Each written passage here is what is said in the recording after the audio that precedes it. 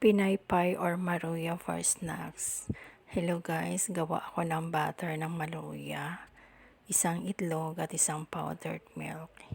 I-mix ko lang, tapos idagdag ko ang isang cup ng all-purpose flour.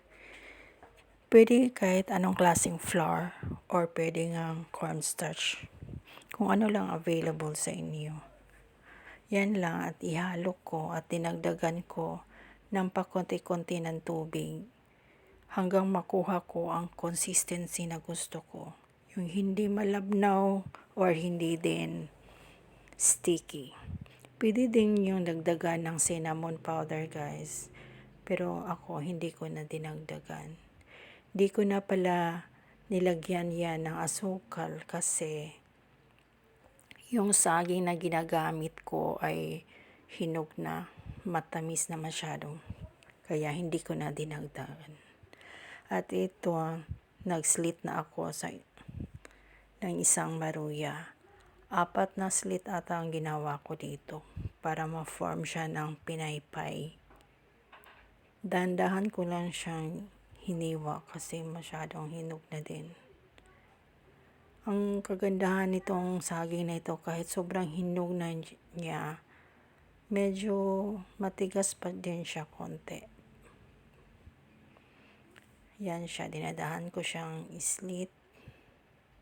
Yan, at in-slide ko para mag-form na siya ng pinaypay.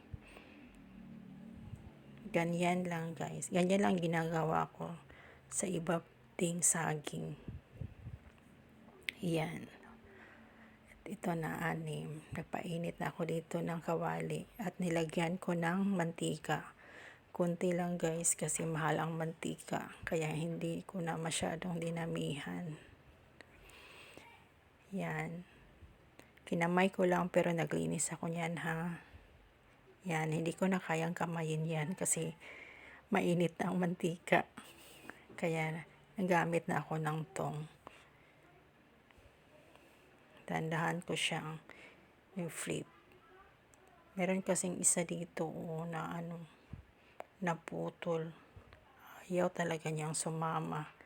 Kaya yaan na lang natin. Parang tao lang ba, kung ayaw sumama sa'yo, di wag mong pilitin. O ganyan. Ito pala ang extra na butter.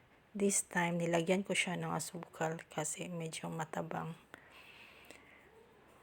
Dapat pancake, nakalimutan kong bawasan ng oil kaya na fried pancake tuloy.